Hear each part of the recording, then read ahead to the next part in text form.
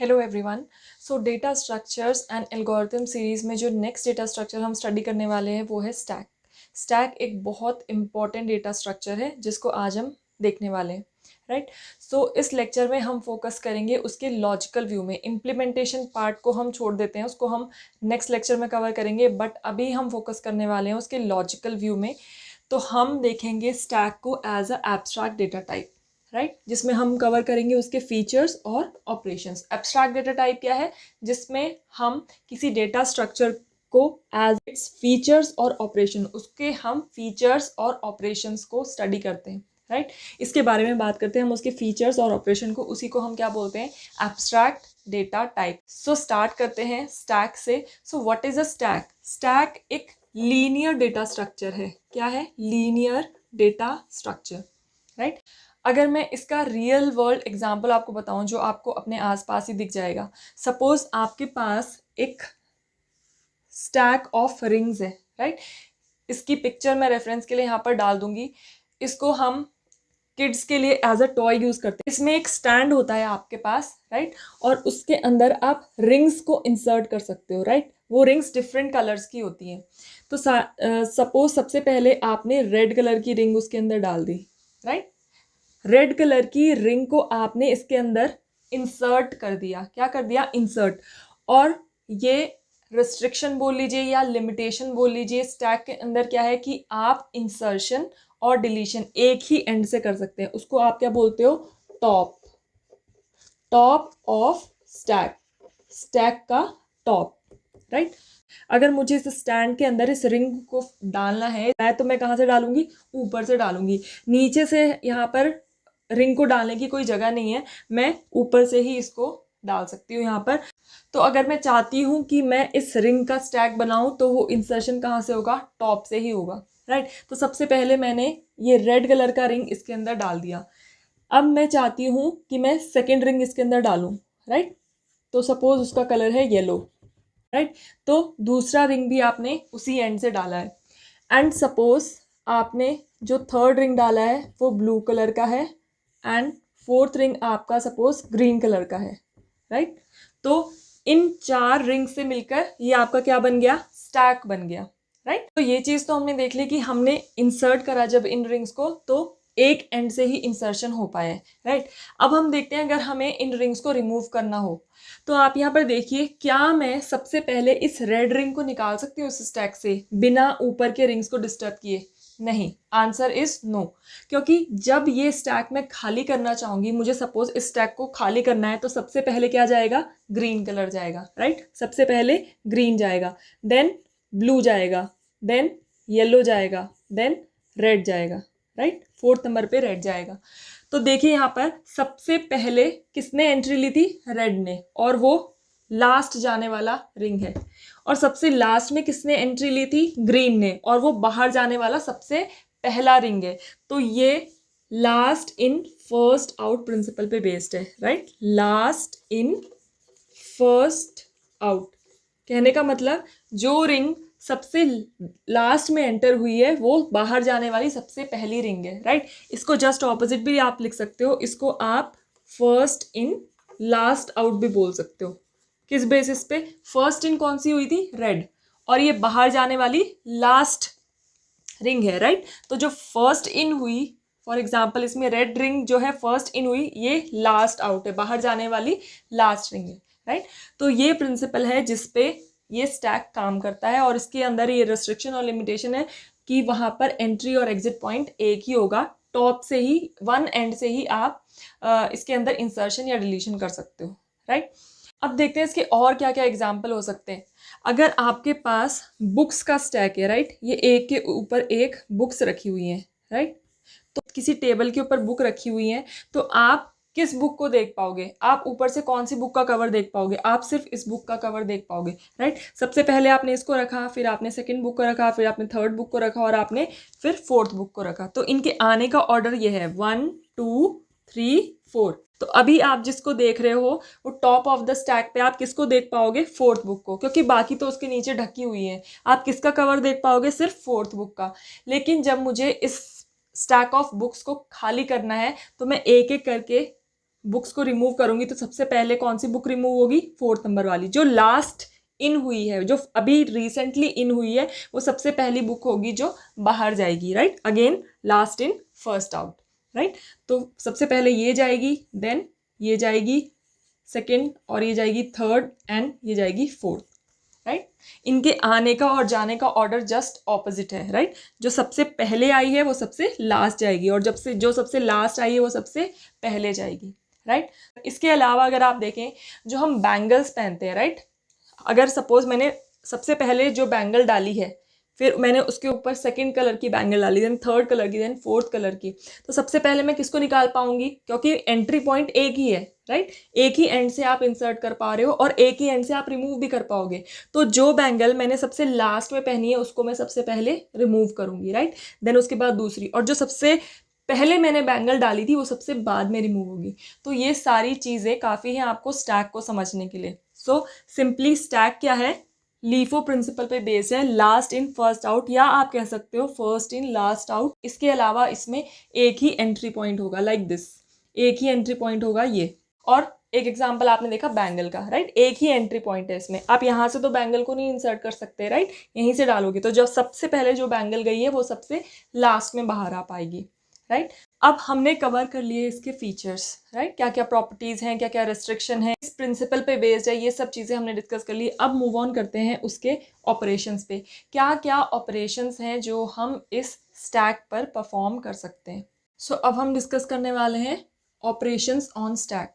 तो सबसे पहला जो ऑपरेशन है जो आप स्टैक पे परफॉर्म कर सकते हो वो है inserting, right, inserting an element, किसी नए एलिमेंट को स्टैक के अंदर इंसर्ट करना, राइट। जैसे आपने वो रिंग डाली है उसको हम क्या बोलेंगे, इंसर्टिंग। लेकिन स्टैक में हम स्टैक की बात करते हैं तो उस ऑपरेशन को हम क्या बोलते हैं, push operation, right, push operation. Stack के अंदर जब हम कोई एलिमेंट को इंसर्ट करेंगे तो उसको हम नाम देते हैं पुश ऑपरेशन का, राइट। उसके अलावा आपके पास है डिलीटिंग, डिलीटिंग एन एलिमेंट।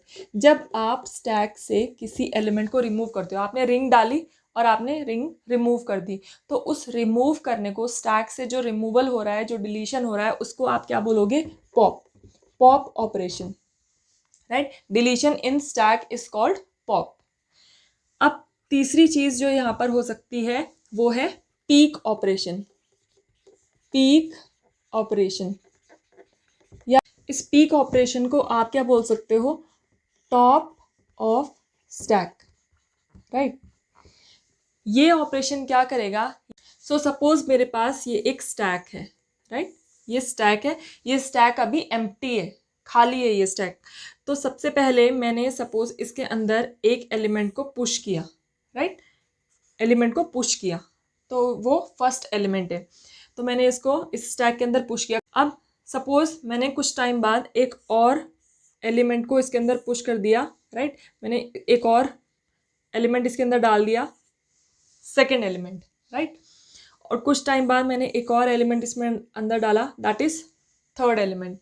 अब पीक ऑपरेशन क्या करेगा, पीक ऑपरेशन आपको इंफॉर्मेशन देगा, या आप कह सकते हैं जानकारी देगा, किसकी, जो अभी टॉप पे है, राइट, जो इस स्टैक के टॉप पे है। कौन इसके टॉप पे है, ये थर्ड एलिमेंट। तो इस एलिमेंट की जानकारी देगा जब आप ये पीक ऑपरेशन को परफॉर्म करोगे, या top of the stack. Top of the stack मतलब अभी स्टैक के टॉप पर कौन है उसकी इंफॉर्मेशन ये प्रोवाइड करेगा, तो इसको हम बोलते हैं पीक ऑपरेशन। पीक ऑपरेशन करने में आपके कोई चेंजेस नहीं आएंगे स्टैक में, राइट, इसके अंदर ना कोई इंसर्शन हो रहा है, ना कोई डिलीशन हो रहा है, बस ये आपको इंफॉर्मेशन देगा। आप कह सकते हो ये रीड ओनली टाइप का एक ऑपरेशन है, इससे कोई अपडेशन, कोई मॉडिफिकेशन नहीं होने वाला, जस्ट ये आपको टॉप ऑफ द स्टैक पे जो एलिमेंट है उसकी इंफॉर्मेशन आपको देगा, राइट।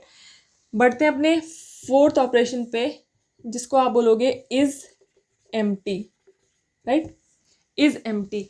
जैसा कि नाम से ही पता चल रहा है, एम्प्टी मतलब खाली है, अभी वेकेंट है, उसके अंदर अभी कुछ भी नहीं है। तो कब होगा ये इज एम्प्टी, जब हमारा स्टैक शुरू में खाली है, हमने अभी तक एक भी पुश ऑपरेशन इसके अंदर परफॉर्म नहीं किया है, उस टाइम पे ये क्या होगा, इज एम्प्टी। तो ये ऑपरेशन,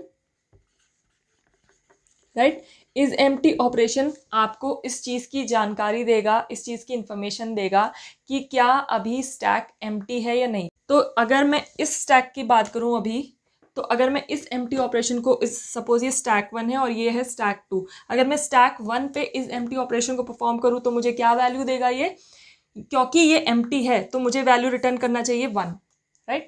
और अगर मैं इस S2 पे ये परफॉर्म करूँ, स्टैक नंबर 2 पे इस एम्प्टी परफॉर्म करूँ, तो क्या ये एम्प्टी है? नहीं, क्योंकि इसके अंदर एलिमेंट्स है, तो मुझे क्या वैल्यू रिटर्न करेगा? False, that is 0, right. अब बढ़ते हैं नेक्स्ट ऑपरेशन पे, that is full, right. Is full operation आपको इंफॉर्मेशन देगा कि क्या आपका जो स्टैक है, जितनी उसकी कैपेसिटी है, सपोज इसके अंदर 5 एलिमेंट्स को होल्ड करने की कैपेसिटी है, 1 2 3 4 और 5, राइट। इसके बाद इसमें एलिमेंट्स नहीं आ सकते, राइट। अगर आप डालने की कोशिश करोगे तो ओवरफ्लो हो जाएगा, क्योंकि उसके अंदर इतनी कैपेसिटी ही नहीं है। और अगर आप और इसके ऊपर और एलिमेंट्स को यहाँ पर पुश करने की कोशिश करोगे तो वो कंडीशन क्या कहलाएगी? Stack overflow, right. स्टैक उस एलिमेंट को लेगा नहीं, क्योंकि वो अपनी कैपेसिटी पे पहुंच चुका है, राइट। तो इस फुल जो ऑपरेशन है वो इस केस में, सपोज मैं इस फुल ऑपरेशन इस S2 स्टैक पे परफॉर्म करती हूँ तो मुझे क्या वैल्यू देगा? वो 1, क्योंकि स्टैक फुल हो चुकी है। तो मैं बोल रही हूँ इस फुल, तो आंसर क्या मिलेगा मुझे? Yes, stack is full. तो क्या रिटर्न करेगा? 1, या फिर क्या रिटर्न करेगा? True, right. और अगर मैं इस स्टैक की बात करूं, या इसके अंदर सपोज एक एलिमेंट में डाल देती हूँ, यहाँ पर ये स्टैक 1 है, तो इस केस में अगर मैं इस फुल ऑपरेशन परफॉर्म करूंगी तो मुझे क्या रिजल्ट देगा? ये 0 या फॉल्स, क्योंकि अभी स्टैक अपनी कैपेसिटी पे नहीं पहुंचा है, अभी वो फुल नहीं हुआ है, तो इसलिए वो फॉल्स रिटर्न करेगा, राइट।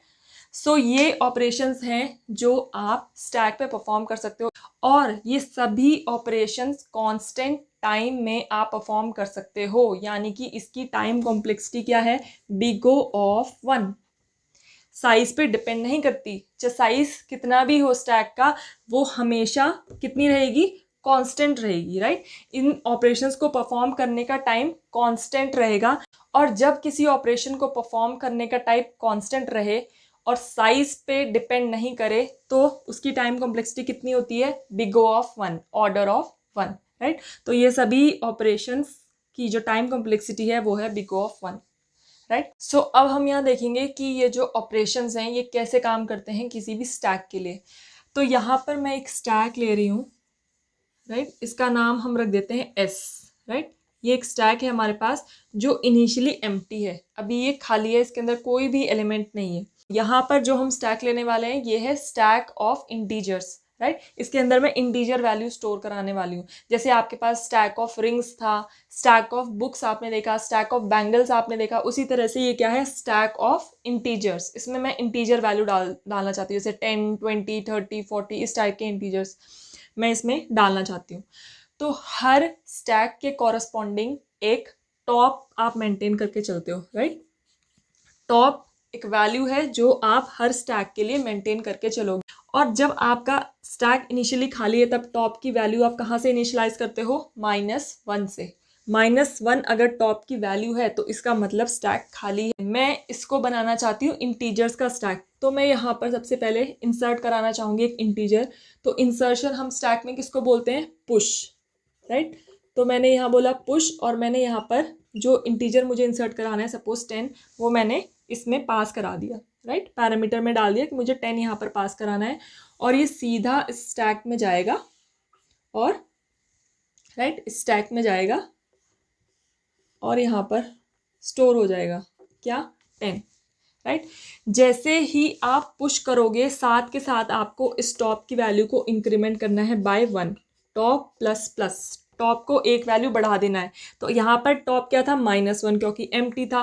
लेकिन अब एक एलिमेंट आ चुका है इसके अंदर, एक एलिमेंट यहाँ पर पुश हो चुका है, तो टॉप की वैल्यू कितनी हो जाएगी? Top will be 0, -1 + 1 0, right. अब मैं चाहती हूँ कि मैं एक और एलिमेंट इसके अंदर पुश कर दूँ, राइट। वो एलिमेंट है सपोज 20। देन अगेन ये 20 जो एलिमेंट है ऑलरेडी इसके अंदर अभी क्या है? 10, राइट। सो ये एज इट इज रहेगा, और अब मैंने इसमें क्या पुश करना है? 20, तो 20 इसके ऊपर जाके बैठ जाएगा, राइट, इसके ऊपर जाके बैठ जाएगा, किसके ऊपर, ये जो पहले से एलिमेंट वहाँ पे प्रेजेंट है। और जब मैंने पुश किया है तो टॉप प्लस प्लस होगा, टॉप प्लस प्लस, पहले 0 था और 1 प्लस हो जाएगा तो टॉप विल बी 1। अब टॉप की वैल्यू हो चुकी है 1, राइट। अब मैं एक और पुश ऑपरेशन करना चाहूँगी इसमें, पुश, इस बार मैं 30 को पुश करना चाहूँगी, राइट। एक और इंटीजर वैल्यू 30 को पुश करना चाहूँगी, तो ऑलरेडी यहाँ पर क्या है 10, देन 20, और अब इसमें क्या आ जाएगा 30, राइट।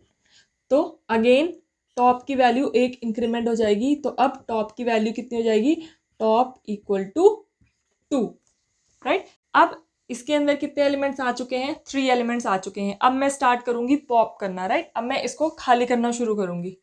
तो अगर मेरे को इसको खाली करना है तो मुझे क्या परफॉर्म करना पड़ेगा, पॉप, राइट। मेरे को क्या परफॉर्म करना पड़ेगा, पॉप।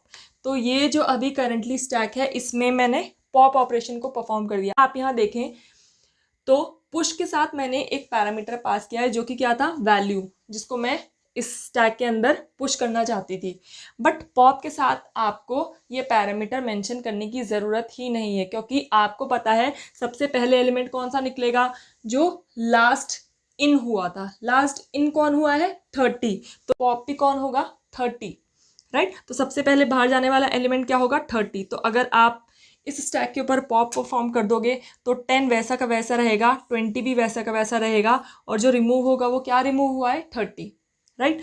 और इसके साथ साथ जब आप पॉप करते हो तो टॉप एक डिक्रीमेंट हो जाता है, टॉप माइनस माइनस, तो टॉप की वैल्यू क्या थी, 2, तो 2 - 1 इक्वल टू टॉप कितना हो जाएगा, टॉप हो जाएगा 1, राइट। टॉप की वैल्यू हो चुकी है 1। देन अगेन मैं यहाँ पर पॉप ऑपरेशन परफॉर्म करूंगी, तो इस स्टैक के अंदर 10 वैसा ही रहेगा और 20 रिमूव हो जाएगा या डिलीट हो जाएगा, और again top minus minus, top की वैल्यू अब कितनी हो जाएगी, 0। और एक और पॉप में परफॉर्म कर दूँ यहाँ पर, तो अगेन टॉप माइनस माइनस, तो टॉप की वैल्यू कितनी हो जाएगी, अब top equal to -1। Top equal to -1 में आप देख सकते हैं आप इसी कंडीशन पे पहुंच चुके हो जहां पर स्टैक क्या हो चुका है, एम्प्टी, राइट। अब क्या मैं इसमें अगेन पॉप परफॉर्म कर सकती हूँ, क्या मैं इसमें से एलिमेंट डिलीट कर सकती हूँ, नहीं, क्योंकि एलिमेंट है ही नहीं। अगर मैं कोशिश करूंगी भी तो वो स्टैक अंडर फ्लो कंडीशन हो जाएगी, उसको हम कहते हैं स्टैक अंडर फ्लो, राइट। इस केस में मैं क्या नहीं कर सकती, अब मैं पॉप नहीं कर सकती। सो जब भी आप किसी स्टैक में पॉप ऑपरेशन को परफॉर्म करोगे तो उससे पहले आप हमेशा इज एम्प्टी को चेक करोगे। किसको चेक करोगे, इज एम्प्टी। देखोगे कि क्या ये स्टैक एम्प्टी है या नहीं। अगर उसकी वैल्यू ट्रू रिटर्न होके आती है या 1 रिटर्न होके आती है, राइट, ये बूलियन वैल्यूज हैं, ट्रू या 1 वैल्यू रिटर्न होके आती है तो इसका मतलब स्टैक एम्प्टी है। तो एम्प्टी है तो अब आप पॉप नहीं कर पाओगे, ओके। इस कंडीशन में जबकि इज एम्प्टी ट्रू है, मैं पॉप करना चाहूंगी तो उसको क्या बोलेंगे, स्टैक अंडर फ्लो। अगर मैं अटेम्प्ट करती हूँ पॉप करने का तो उसको बोलेंगे stack under flow, right. And suppose अगर स्टैक फुल हो चुका है, राइट, अपनी कैपेसिटी तक पहुंच चुका है। सपोज मैं पुश करते करते इस लेवल तक आ गई थी यहाँ पर कि स्टैक फुल हो गया, इसके अलावा मैं और कोई इंटीजर इसमें ऐड नहीं कर पाऊंगी। इसके बावजूद भी जब ये फुल हो चुका है, इसके बावजूद भी अगर मैं इसमें पुश करने की कोशिश करूंगी तो उसको हम क्या बोलेंगे, स्टैक ओवरफ्लो, राइट। वो कंडीशन क्या होगी, स्टैक ओवरफ्लो। तो उस स्टैक ओवरफ्लो कंडीशन को अवॉइड करने के लिए जब भी आप पुश ऑपरेशन परफॉर्म करोगे उससे पहले आप चेक करोगे इज फुल, क्या स्टैक फुल तो नहीं है। क्योंकि अगर ये फुल है यानी कि ये रिटर्न करता है ट्रू या 1 रिटर्न करता है, कहने का मतलब स्टैक फुल हो चुका है, तब आप उसमें फर्दर पुश ऑपरेशन को परफॉर्म नहीं कर पाओगे। सो जब भी आप पुश ऑपरेशन को परफॉर्म करना चाहते हो उससे पहले आपको चेक करना है इज फुल, और अगर आपको पॉप ऑपरेशन परफॉर्म करना है, एलिमेंट को डिलीट करना है, तो उससे पहले आप चेक करोगे इज एम्प्टी, क्या वो पहले से खाली तो नहीं है, राइट। सो ये था इन ऑपरेशंस का ओवरव्यू। सो अब बात करते हैं कि स्टैक को आप कहाँ कहाँ यूज़ कर सकते हो, कहाँ कहाँ इसको आप अप्लाई कर सकते हो। तो इसकी सबसे पहली एप्लीकेशन जो आप देख सकते हो वो है फंक्शन कॉलिंग, राइट। तो फंक्शन कॉलिंग में स्टैक का कॉन्सेप्ट किस तरह से यूज़ होता है। फंक्शन कॉलिंग का जो कॉन्सेप्ट है इसको हमने memory layout of a C program में जो मैंने वीडियो बनाई थी उसमें हमने कम्प्लीटली कवर किया था, राइट। मैं यहाँ पर अगेन रिपीट कर देती हूँ। सपोज आपके पास मेन फंक्शन है, राइट, यहाँ से आपका प्रोग्राम स्टार्ट हो रहा है, इसने किसी फंक्शन ए को कॉल किया हुआ है यहाँ पर, राइट। यहाँ पर अगेन आपने ए को डिफाइन किया हुआ है, इंटरनली बी को कॉल किया हुआ है, और यहाँ पर बी फंक्शन डिफाइन है जिसके अंदर कुछ लाइन्स ऑफ कोड है, राइट। तो ये फंक्शन यहाँ पर इंटरनली एक दूसरे को कॉल करें, मेन ने ए को कॉल किया, ए ने बी को कॉल किया, और बी यहाँ पर बी का कुछ अपना जो भी आपने कोड लिखा हुआ है, बी फंक्शन को डिफाइन किया हुआ है यहाँ पर। तो ये मेमोरी में किस तरह से स्पेस ऑक्यूपाई करेंगे, जो आपकी स्टैक मेमोरी है, राइट। जब भी आपका सी प्रोग्राम का मेन फंक्शन एग्जीक्यूट होना स्टार्ट होता है तो उसको स्टैक मेमोरी के अंदर स्पेस मिल जाती है, राइट। तो सबसे पहले आपका कौन सा फंक्शन लोड हुआ, मेन, राइट। तो मेन अभी एक्टिव मोड में चला गया, कुछ लाइंस ऑफ कोड इसने एग्जीक्यूट की और उसके बाद उसने किसको, ए फंक्शन को कॉल कर लिया, ए पे डिपेंड हो गया वो अपने फर्दर प्रोग्राम एग्जीक्यूशन के लिए। तो अब मेन पे लग गया पॉज, राइट, मेन पॉज हो चुका है, और अब एक्टिव मोड में कौन आ चुका है, ए को कॉल किया, तो ए के लिए हमने ये फंक्शन डिफाइन किया हुआ है। तो अब जो ए फंक्शन है उसको भी स्टैक में नेक्स्ट मेमोरी एलोकेट हो चुकी है। सबसे पहले मेन, उसके बाद कौन सा फंक्शन आया, ए, राइट। और फिर जब ए अपना एग्जीक्यूशन कर ही रहा था उसने बीच में किसको कॉल कर लिया, बी को, तो ये हो चुका है पॉज, और अब बी एक्टिव हो गया, राइट। जो बी फंक्शन है वो एक्टिव हो गया, उसने अपनी लाइंस ऑफ कोड एग्जीक्यूट करी, ये अब चला गया प्ले मोड में। तो जब ये अपना एग्जीक्यूशन खत्म कर लेगा तो कंट्रोल वापस कहाँ आएगा, ए के अंदर। तो जैसे ही ये अपना एग्जीक्यूशन खत्म कर लेगा हम इसको मेमोरी से क्या कर देंगे, हटा देंगे, राइट। सबसे पहले इसको पॉप कर देंगे, तो सबसे लास्ट में कौन आया था, बी, और सबसे पहले कौन जा रहा है, बी, राइट। फिर जैसे ही कंट्रोल यहाँ पर आया, ए हो जाता है एक्टिव मोड में, ये अपना एग्जीक्यूशन खत्म कर लेगा क्योंकि बी का काम हो गया, बाकी ये अपना एग्जीक्यूशन खत्म कर लेगा। एग्जीक्यूशन खत्म करके कंट्रोल कहाँ आ जाएगा, मेन में, राइट। तो मेन में आ जाएगा, इसका जैसे ही एग्जीक्यूशन खत्म हुआ इसको भी हम क्या कर देते हैं, मेमोरी से हटा देते हैं, राइट, इसका भी काम हो गया। और सबसे पहले हमने किसको इन्वोक किया था, मेन फंक्शन को। तो जब मेन अपना एग्जीक्यूशन खत्म कर लेगा उसके बाद मेन भी मेमोरी से चला जाएगा। तो यहाँ पर आप देखें लास्ट फंक्शन कौन सा इन्वोक हुआ है, बी। तो बी रिमूव होने वाला सबसे पहला मेथड था। तो यहाँ पर क्या काम कर रहा है, स्टैक, राइट। ये किसका कॉन्सेप्ट है, स्टैक, और ये मेमोरी भी आपकी स्टैक मेमोरी कहलाती है, राइट। सो नेक्स्ट एग्जाम्पल या नेक्स्ट एप्लीकेशन है आपका बैलेंस पैरेंथेसिस चेकिंग। पैरेंथेसिस क्या होते हैं, जैसे कि आपका round brackets, curly brackets, square brackets, right. कोई आपने मैथमेटिकल एक्सप्रेशन लिखा, suppose A plus B into C, A plus B, right, into C multiplied by D, okay, and whole divided by E. Suppose ये आपका mathematical expression है। अब सबसे पहले आपने कौन सा ब्रैकेट लगाया है, square bracket, right, then curly bracket, then ये राउंड ब्रैकेट। अब अगर आप देखें तो जो लास्ट इन हुआ है, जो थर्ड नंबर पे इन हुआ है, वो सबसे पहले आउट हो रहा है। सबसे पहले आपका ये जो राउंड ब्रैकेट है ये आया है, राइट, और फिर जो सेकंड लास्ट आया है आपका वो यहाँ पर सेकंड नंबर पे क्लोज हो रहा है, और जो आपका सबसे पहले जिसने एंट्री ली थी, सबसे पहला जो ब्रैकेट है वो सबसे लास्ट में क्लोज हो रहा है। तो लास्ट इन यानी कि थर्ड नंबर पे वो जो आया फर्स्ट नंबर पे क्लोज हो रहा है। देन ये वाला जो सेकंड नंबर पे आया है दैट इज कर्ली, और जो सबसे पहले गया था वो सबसे बाद में क्लोज हो रहा है यहाँ पर। तो इस टाइप के पैरेंथेसिस चेकिंग के लिए आप स्टैक के कॉन्सेप्ट को यूज करते हो, that is LIFO, last in first out.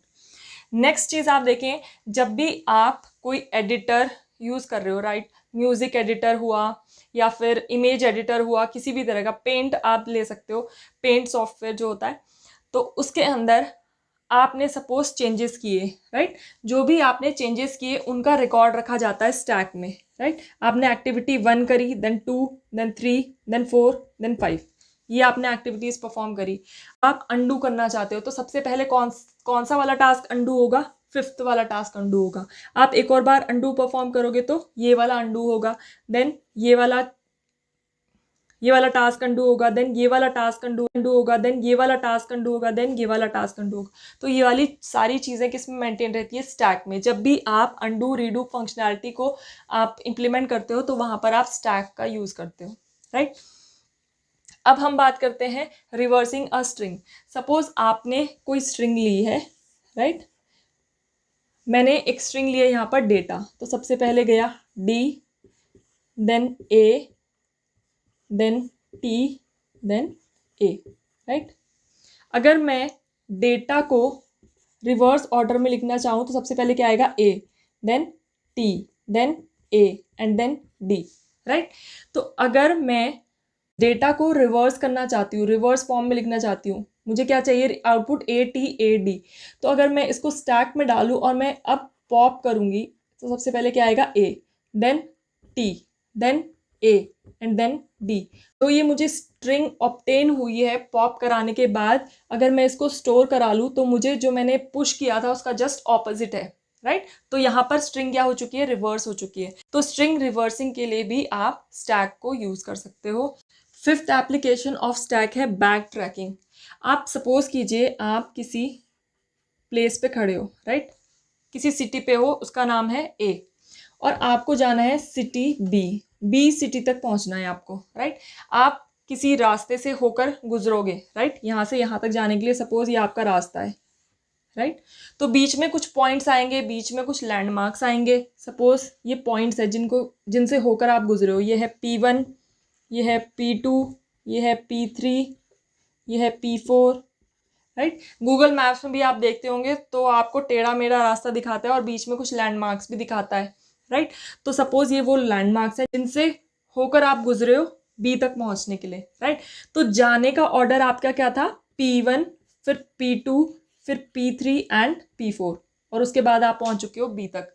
लेकिन जब आप बैक ट्रैक करोगे, जब आप वापस जाओगे, वापस जाना चाहोगे बी से ए की तरफ, तो आप क्या पाथ फॉलो करोगे? सबसे पहले अगर आप बी पर खड़े हो, राइट, आपको आना है ए पर, तो कहाँ जाना पड़ेगा आपको? P4 पे, राइट, देन P3 पे, then P2 and then P1, right. तो जस्ट ऑपोजिट हो गया। सो P4 वो पॉइंट था जो आपने लास्ट विजिट किया था जब आप ए से बी की तरफ जा रहे थे, राइट। 4th नंबर पे आपने इसको विजिट किया था। पर जब आप बैक ट्रैक कर रहे हो तो वो फर्स्ट पॉइंट होगा जिसको आप विजिट करोगे, जस्ट ऑपोजिट।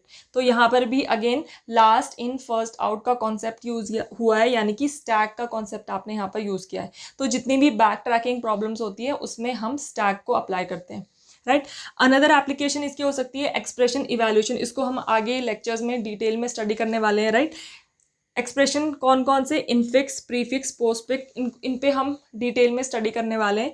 बट ये एक तरह का एप्लीकेशन है स्टैक का, राइट। इसके अलावा भी बहुत सारे एप्लीकेशंस हैं जिनमें स्टैक का यूज हो सकता है। तो ये था जस्ट एन इंट्रोडक्शन या ओवरव्यू ऑफ स्टैक। नेक्स्ट आने वाले वीडियोस में हम देखेंगे how to implement this stack. Implementation part हम देखेंगे, क्योंकि इम्प्लीमेंटेशन के बिना इसके लॉजिकल व्यू को या एब्स्ट्रैक्ट व्यू को हम स्टडी करें उसका कोई फायदा नहीं है, राइट।